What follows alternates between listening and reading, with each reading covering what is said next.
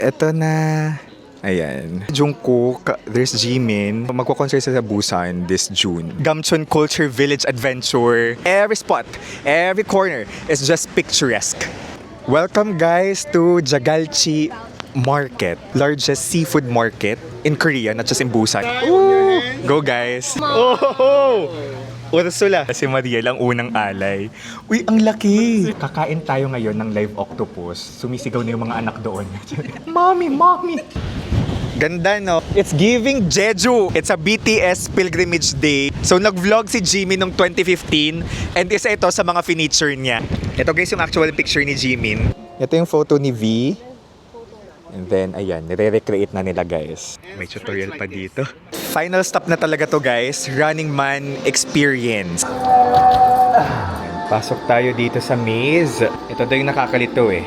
Let's go! Oh, guys, annyeonghaseyo. Kumusta kayong lahat? This is Dave the Kuripo Traveler at nandito tayo ngayon sa Busan, South. Oops, nasa gitna pala ako. Sa Busan, South Korea. Kita nyo naman sa likod. So this is my first day with Korea Tourism Organization. Dito na si Kuya Julius. Uy, long time no si Kuya. My God. Namiss ko kayo, ba't ikaw? Reunion ng atake. Ayan, kasama ko naman si Kuya Julius, pati si Kat na photographer and videographer namin last time. So, it's so nice to see my friends again, key creator friends. So, ito, welcome to Gamcheon Culture Village. Ay, sorry. So, this is, tinatawag nila itong Machu Picchu of Busan. Pero, of course, it has its own identity. Mayaman yung kasaysayan nito. Kung magbubook kayo ng hotel sa Agoda, you can use my promo code DAVEAGODA, capital letters yan, and make sure to redeem on Agoda mobile app. Punta lang kayo sa deals page sa baba para maka 10% off kayo. Alam nyo bang pwede rin kayo magbook ng activities and tours sa Agoda? Use my promo code KURIPOTAGODA for 5% off. I-click nyo na lang din yung link sa comment section to redeem. Yung Klook code naman natin na Dave Gino Klook, one-time redemption na lang siya. So, kung wala na kayong ma-redeem, you can explore Agoda. Itong Gamcheon Culture Village, talagang this was primarily built by the 10 minutes? Yes. Yeah, the cherry blossoms. Ah, yeah. Yes. Thank you. Oh, yeah, may cherry blossoms pa, guys. Oh, yun. Pero ayun, mayaman yung kasaysayan nito because alam nyo yung Korean War, 1950s na Korean War, the war between North Korea and South Korea. So this was built by the refugees during the war kasi yung Busan hindi siya inattack during the war. So yung mga refugees from other cities ay nagpunta dito sa Busan to be safe from the war. So silang primarily nag-build nito. Tapos meron ding religion nag-build din nito. Built in 1950s pero may historical traces na siya since 1920s. Rich in history itong Gamcheon Culture Village. Pero itong nakikita natin ngayon, nagsimula itong maging ganito noong 2009. So noong 2009, yung Korea government ginawa itong art village. Ayan, napakaganda. And of course, sa mga armies, isa ito sa mga spots talaga, major spots kung saan sinasama sa BTS pilgrimage kasi may malaking mural dito na mural ni Jimin tapos Jungkook because Busan is their hometown. Mamaya pupuntahan din natin. Actually, nakapunta na ako dito noong 2022, our first time here in Korea. Naiyak pa nga ako dito kasi sobrang ganda. Parang feeling ko napakasurreal makita yung view. Guys, may mga souvenir shops na. Tawag dito, ma'am, parang market, ganun. Dito? Oo. Hindi naman siya Village lang. Village, oo. It's an art village. So, mga souvenirs ito. Ay, ang kabog. Hindi ko yung kinukulan ko, Bi. Yung isda. Kumiti kami. Kasama ko ulit sila. Ito si Rhea. Nagbabalik. Ito si CJ. Ito si Jan. And si Shanti. Di ka ba nag-vlog? Nasaan yung long form mo? Wala, ano lang. Design lang. Okay. Logo na yun. Design. Grabe naman yung iyong pa-blush on. Uy, wala yan. Naiinitan. Parang hotdog ka dyan. And Nika. Hi. Nika, hello. Annyeonghaseyo. Nice to meet you, Nika. It's my first time meeting you. Nice meeting And can't wait to bond with you more. Yes. Charing. 4 more days. Four more days. First time mo ba with Kitty? Or Third, oo. wow. Oh my goodness. Jungkook and Jimin. So this is the famous mural, guys. The famous So, in-install ito noong 2021 as a tribute for Jimin and Jungkook. Ito na. Ayan. Sige, papicture muna si tita. So, ayan si Jungkook. There's Jimin. And may concert yung BTS. Like, until... CJ, until kahapon yung concert ng BTS, no? Kahapon lang, 12. Pero magko-concert sila here in Busan. 9, 11, and 12. 9, 11, 12. Pero magko-concert sila sa Busan this June. Okay? Para sa mga army, this is definitely one of the spots na pwede nating puntahan. Yung mural ni Jimin and Jungkook nandun. Tapos dito naman, ayan, meron pang isang artwork here. May tapat lang ng malaking mural. So, may Hello Gamchon dyan. Tapos ngayon, mag-cafe na tayo with our friends. Let's go! Uy, Yel, sunod na lang kayo, ah! Gusto ko may toilet dito. Tara. More exploration. Gosh, may pupuntan kaming cafe at ganito yung daanan, guys. Ang lala. Let's go. Ay, ito may cafe. So, pwede rin mag-cafe hopping dito, guys. May mga cute stores, shops, cafes. Ganda. Nandito na yung cafe, guys. Hindi ko sure kung anong pangalang cafe na to, pero nirecommend ng tour guide natin. Ito yung address niya. Okay, for your reference. Gamne Wanro 240 Bun-Gil. You. Di na siya nagtitik ng order, guys. Uy, ano nga sa'yo? You're here. Yeah. Okay. Nandito, guys, yung isang room na may drawing style. Yung atake pala ng cafe na to, guys, ganito siya. Drop the drink using air balloon. Yun. Umakyat ako, guys, for the possible photo with Little Prince. Pero ang haba ng pila. Wag na. May iwan tayo ng tour. 11:13 kitaan namin eh. Wow. Ganda dito. So, ganito yung view dito sa may Little Prince. Ganda. May pa-description naman dito. So, yung story ay si Little Prince, pati yung fox ay iniwan yung planeta nila. Tapos, napadpad dito sa Gamchon with this overlooking view of Busan. May pa-painting pa dito. Oh. Jungkook, no? Jungkook and Lisa. Correct? Ito Jennie. Looks like si Wonyong. Tara. Ganda here.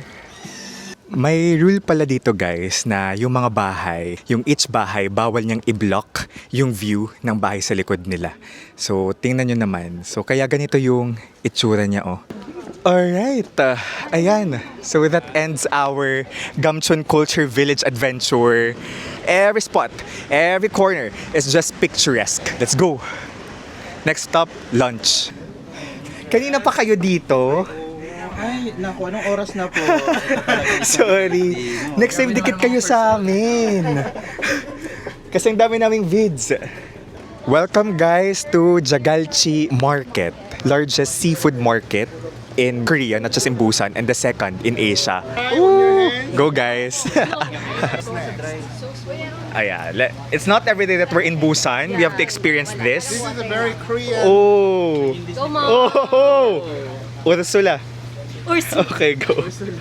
Who wants to try next? Fine, let's try it. Yeah, it doesn't smell. It doesn't smell.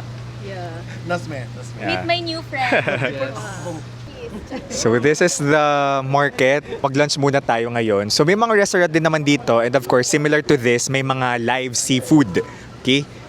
Raw seafood. Ito na yung pagkain natin. Tapos andyan yung live octopus. Actually, I just marinate with the sesame sauce, sesame oil. Sikat to sa Busan, guys. Whoa! Look. Mashisoyo. Try. Go guys. Oh, you should try this. Nakakonsent siya akong Go, go. Yung inawak-hawakan natin kanina, kakainin natin siya. Go, go. Si Maria lang unang alay. Uy, ang laki! Oo nga. Well, pinakita mo lang. Kakrap na niya after. Wala na, ayun na daw kayo. Ganyan kami kamanloloko dito. Sige. Sarap daw. Isa pa. Nag-enjoy. Kanina takot na takot yan. So yung inawak-hawakan natin kanina guys, sumisigaw na yung mga anak doon. Mommy, mommy! Kasi nasa Busan tayo. One of the most unique things that we can do here in Busan is to really eat the live octopus. Chewy. Salty. Sorry.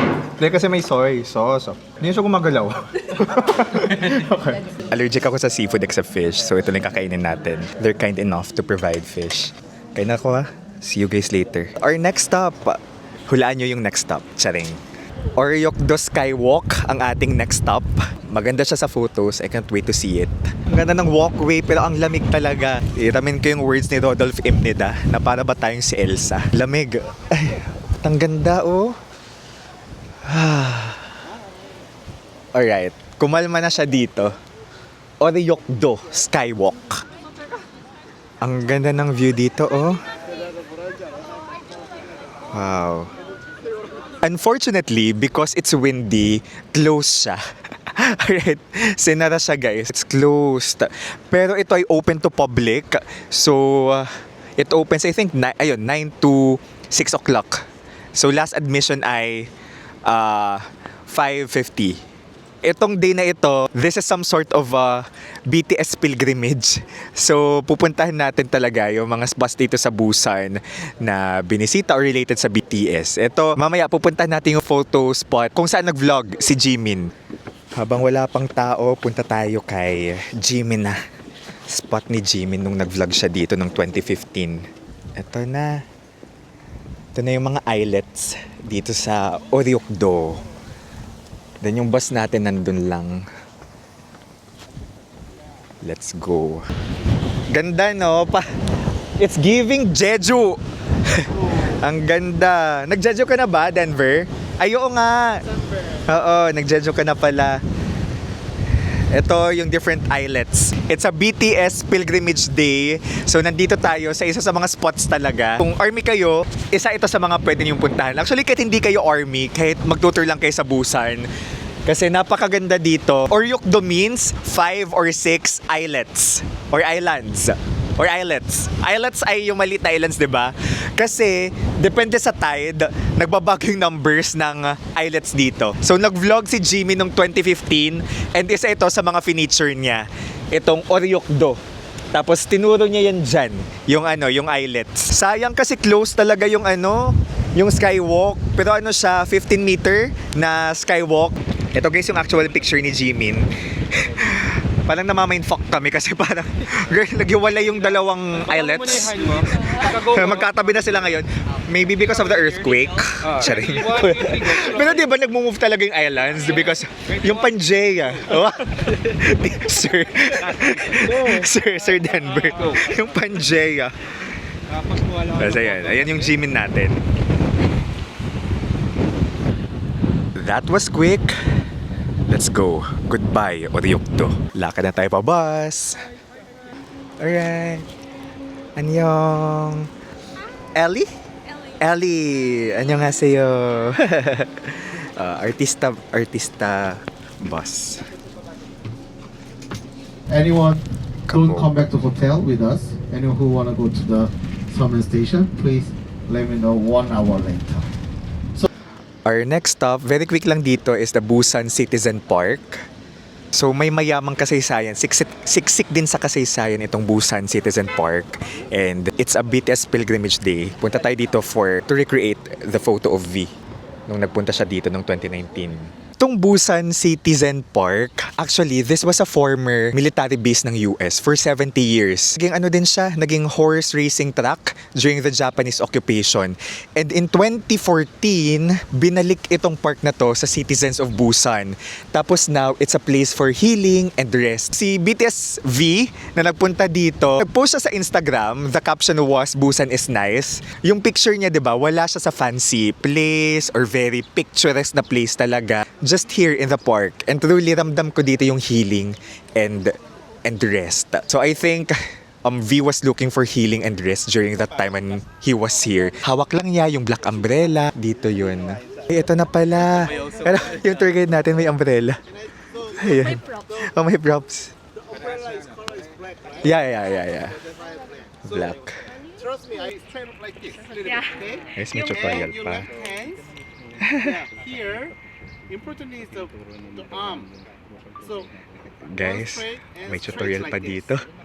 May tutorial pa tayo dito. Tapos may props.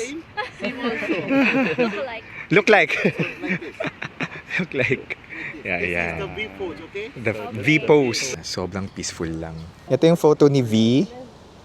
And then, ayan, nire-recreate na nila, guys. Oh, may pa-props tayo dito, guys. Oh, ayan. So, magdala kayo ng, black umbrella. So, ang atake natin dito ay black umbrella at hindi yellow umbrella. Tapos, tama. May marker dito. Okay? BTS. Tapos, nandito yung paa ni V. Okay. Nire-recreate na natin yan kanina. Kaganito tayo. Yung isang kamay. We have Tony C, Ellie C. Okay, I have a question. If there's a one city in Korea that you'll recommend, or what's your favorite city in Korea? Yeah. Busan. You're from here. Not originally from Busan, but I love this city. Decided to come here 11 years ago. 11 years. So you've been here for 11 years. Yeah. Why is Busan your favorite? I mean, I used to live in Seoul, but too crowded it. Everybody too crowded. packed and so competitive. But Busan competitive. still city, City. with the beautiful nature, ocean, and especially the food is nice. People are nice. Here. People are nice. Busan is nice. Yeah, Busan nice. Busan nice. Busan is good. Miss yun. Bigla lang may pumasok. How about you, Ellie Nim? Ellie Shi? Ellie Nim? He picked Busan, so I picked Gyeongju. Gyeongju. 1 hour away from here, right? Gyeongju. Yeah. Why Gyeongju? You can see the past and present of Korea. Yeah, the past and the presence of Korea. The only city you can look around the history and a lot of stuff. It's the oldest city in Korea. Correct? Yeah. Okay. Yeah. Yeah, we were also there last year with Yeah. Criticism Organization. Yeah, We were the Hanbok, yeah, the Sheila Hanbok, Sheila, and nice. the Donggong Palace and Wolji Pond. So Right. beautiful. Because you told me earlier, you lived in Canada. So have you traveled around the world already? A couple in the States and Mexico. Oh, Mexico. Where else? Europe. Europe, Yeah. a lot. So out of the different countries you've been to, except for Korea, what's your favorite? Europe. Europe. Yeah. Which country in Europe? Italy. Oh, Italy. So nice. Yeah. There's a lot to see. A lot to see. And people are so nice. People are so nice. Thank I you. wanna go Philippines. Oh, Philippines, yeah. Because you have Filipino friends in Canada. do. Yeah, I hope to see in Philippines. Just follow each other on IG. Like, Yeah, so that you can chat me if you'll be in the Philippines. Kamsahamnida. Salamat. It's a beautiful place, guys, to relax.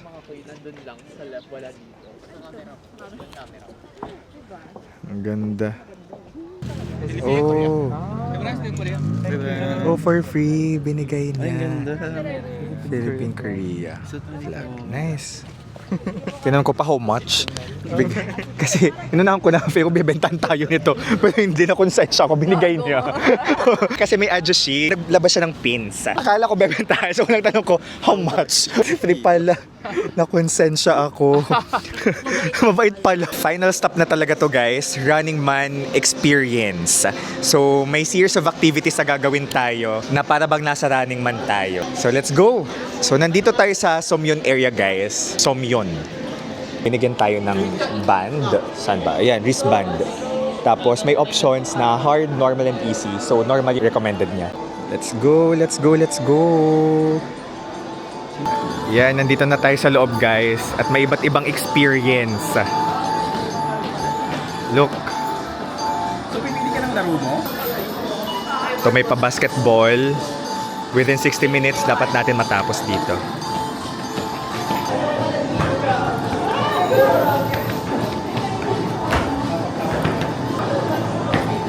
Dami pang activities guys dito.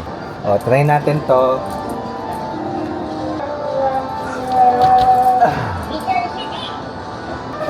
Mission fail! Mission fail! Guys, na-complete ko to. As in 40 seconds na sasabit. Actually, medyo mahirap siya. Pero kailangan natin ng perseverance. Charing. Tapang. Charot, tapang. Perseverance. Tapos, it's mind over matter. Nakaya natin siya. 40 seconds. Ayan, pasok tayo dito sa maze. Ito daw yung nakakalito eh. Anong mechanics nito? Kailangan nating makalabas dito. Ito tag here. Challenging to ah. Woo! Mission fail! Kailangan natin pumasok dito. Tama. Isa lang tayo now. Alright. Let's go. It's a maze. Ito naman guys, may mga obstacles. Ayan. Sinuong natin yan. Ngayon naman ito. Let's go. Bilis lang naman siya. Grabe. Let's go. Oh. Tapos natin siya guys. So napagod yung mga kasama ko. Matagal-tagal din kaming naupo dyan sa labas. Sinigyan pala tayo ng pin dito pagkalabas natin here. Yung mga pin. And ngayon magdi-dinner na tayo. Dinner time. Beef lang yung in-order natin.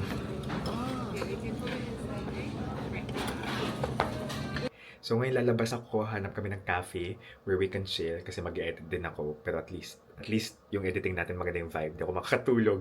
Okay, guys, Guangali is a vibe. Dito tayo ngayon nagka-cafe. Kasi pakita ko lang yung view. Ayan, yung magkasama ko na lumabas pa. Ganda. This is Cafe Rico Rica. Yan yung name. We're back in our hotel, guys. It's been a jam-packed day for us. From Gamchon, doon tayo nagpalakad-lakad din. Tapos yung Running Man na sa finale na nakapagod din, pero masaya naman. Ito yung hotel pala natin. It's Ramada Encore dito sa Haeundae. Sana nadala ko kayo, 'di ba, sa iba't ibang tourist spots dito sa Busan. So this is especially para sa mga BTS fans, ang mga ARMYs. Kasi yung mga pinuntan natin, very relevant, related sa mga BTS members. This is Dave, guys, the Kuripo Traveler, here from Busan, South Korea. Let's live our best lives. See you tomorrow!